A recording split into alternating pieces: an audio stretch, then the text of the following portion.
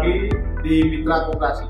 Kali ini kita akan membahas salah satu wujud dari manajemen koperasi. Kali ini terutama kalau kita bicara tentang usaha koperasi, tentu saja kita akan bicara tentang manajemen sebagai pihak yang membuat. Yang kedua adalah kita bicara tentang pengurus sebagai perwakilan anggota yang ditunjuk anggota dalam DKT untuk mengelola usaha.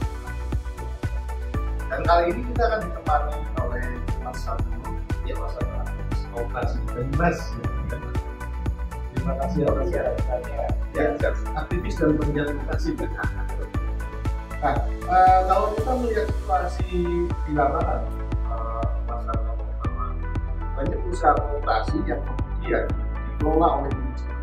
Walaupun prosentase di lapangan manajemen khusus yang mengelola usaha koperasi, tapi kalau itu ada, kemudian timbul ada semacam hubungan, karena sebenarnya penguruslah yang bertanggung jawab terhadap usaha koperasi. Nah, dengan adanya manajemen, banyak mereka yang menentukan pengurus ini kehilangan peran karena semua sudah dipegang oleh manajemen. Nah, apakah seperti itu, Mas Ahmad?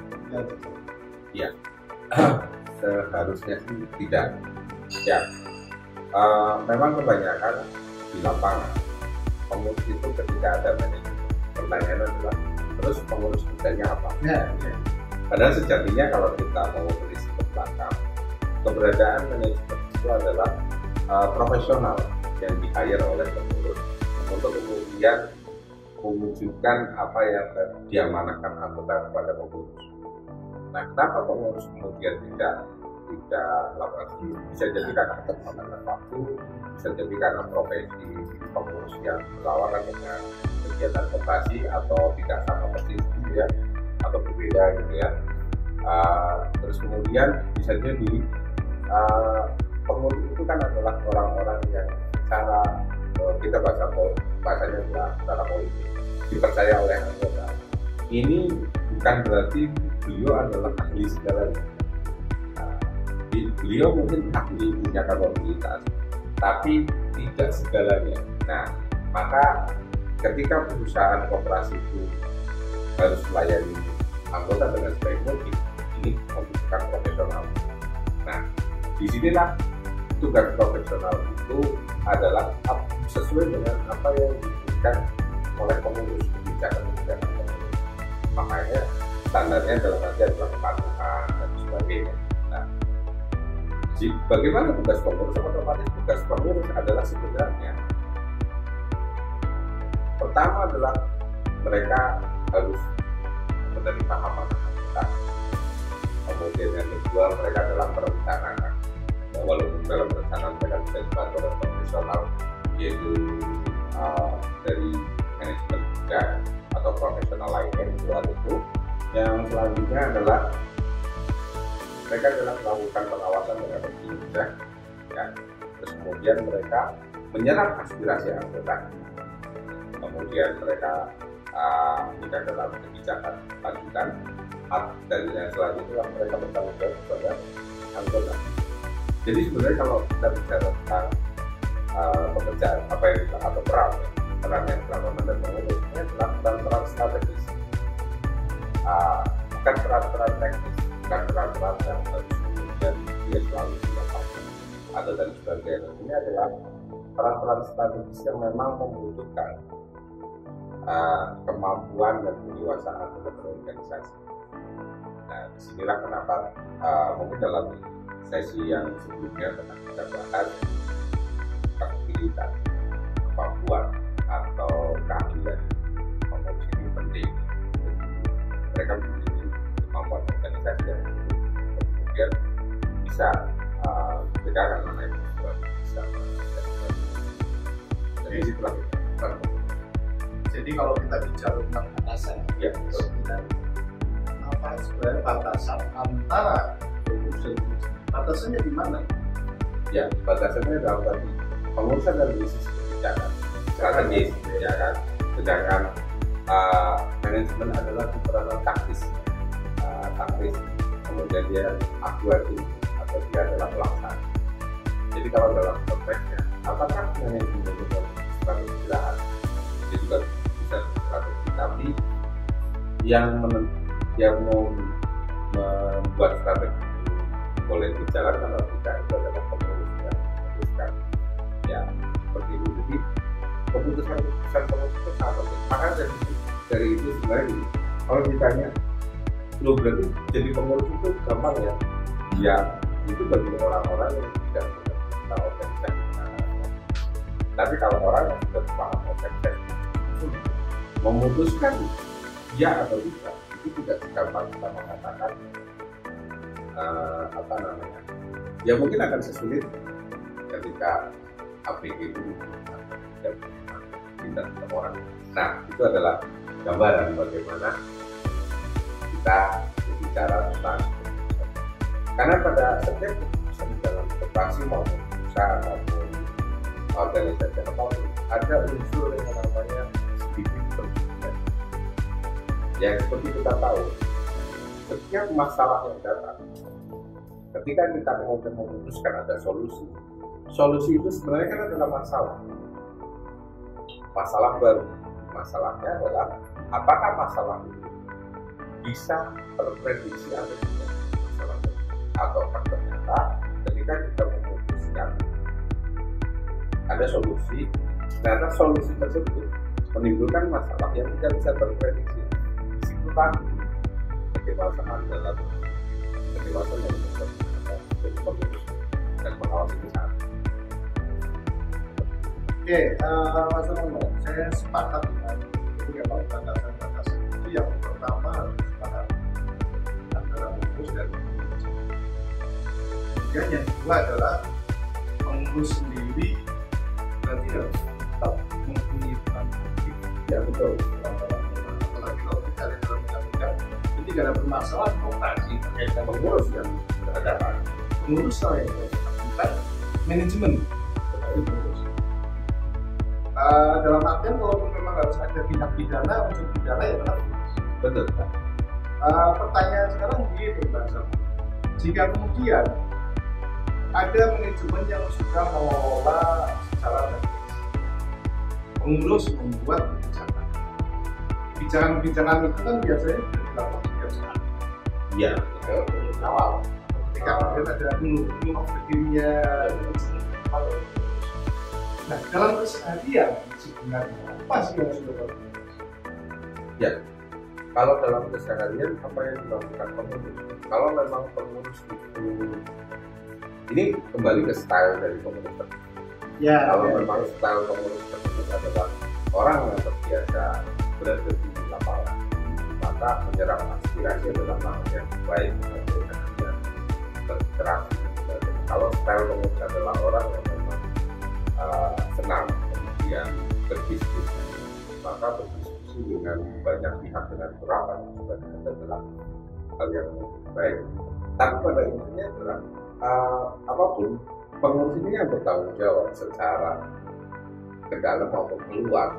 Nah, otomatis dalam konteks keseharian peran-peran inilah yang selalu dikerjakan oleh pengurus. Walaupun tidak setiap hari memutuskan, tapi bukankah kemudian ketika kita memutuskan bisa contoh silakan diskusi proses belajar dan menangkap ya memang pekerjaan strategis peran-peran strategis yang itu bisa dilakukan oleh sebelum style ya, dalam artian masing-masing pengurus mempunyai kebijakan. Ada pengurus yang kemudian setiap hari harus sendiri. Itu monggo. Ya, ada juga pengurus yang cukup seminggu sekali. Tapi pada intinya apapun style dari pengurus ini, yang pasti pengurus harus betul-betul memahami situasi lapangan. Ya, harus kalau perlu mereka mengontrol sehingga melakukan apa yang diputuskan oleh pengurus. Ya. Selain fungsi-fungsi itu sebenarnya apa sih fungsi strategis yang selama ini mungkin ya, jarang kita lihat di lapangan. Ya kalau setahu saya sebenarnya hanya itu. Setahu saya itu, tapi fungsi strategis yang sering kemudian beberapa kadang ada orang yang kemudian memerankan dengan sangat baik, dan ini biasanya koperasi-koperasi besar. Dan bagi koperasi-koperasi yang lumayan kecil, biasanya mereka tidak terlalu memerankan adalah fungsi hubungan antar koperasi. Jadi dari gerakan koperasi, baik itu sekunder maupun gerakan sampai itu pindah dan sebagainya, ini adalah peran strategis yang memang sebaiknya seimbang diperankan oleh pengurus. Artinya adalah ketika pengurus itu kemudian secara internal mereka sudah mau membuat manajemen itu adalah dalam jangkauan mereka dalam kontrol yang cukup dari pengurus, kemudian yang stabil, kemudian mereka keluar dari gerakan sebagai ini akan membuat organisasi koperasi semakin tidak cuma bagi koperasi maupun koperasi orang. Nah, ini yang kadang-kadang kurang banyak. Ada beberapa gerak personal di dalam kepengurusan itu sanggup kesana kemari, tapi ternyata di internal kuat, atau kemudian dia sebenarnya cukup kuat tapi senangnya di dalam terus gitu kan. Ya mungkin pengurus itu kan ada dua orang, ya, umumnya ganjil. Mungkin nanti ini jadi masukan juga Ya. Tidak semua pengurus mempunyai style Ya, hanya di lapangan. Ada yang aktif berinteraksi dengan ketua, dan satu beberapa memang kadang kurang seimbangnya adalah koperasi batu loncatan untuk karir dari tersebut ke yang lainnya.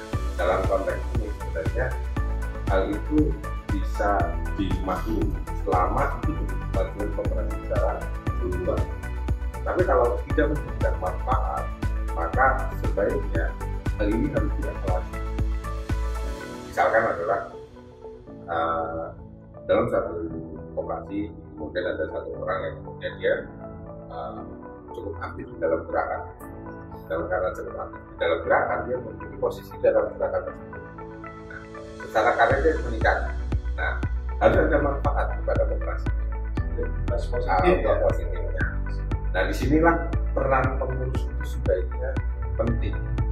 Artinya menyeimbangkan di dalam konteks.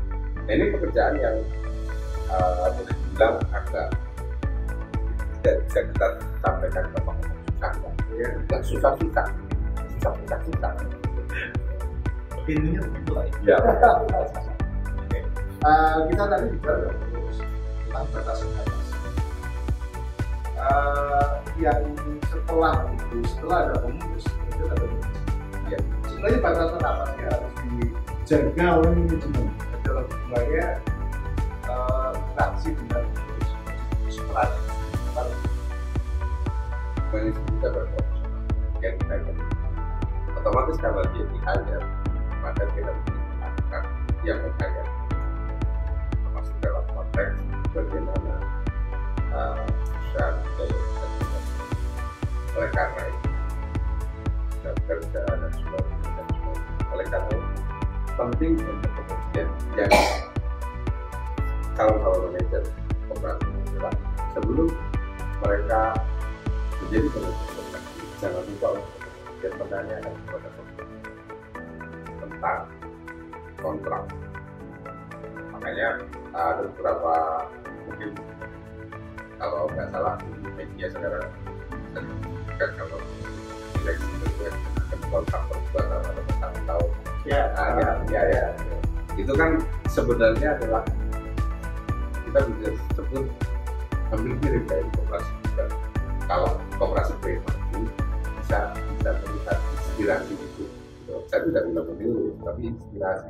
Bukan berarti kemudian manajernya harus dikontrak, bukan. Tapi intinya ketika dia mau masuk, dia harus kemudian tahu di dalam seperti apa dan sebagainya.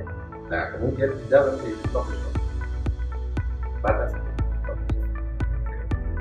Oke, terima kasih Bung Sarmono. Jadi kalau kita bisa sampaikan sedikit tentang hubungan antara pengurus dan manajemen.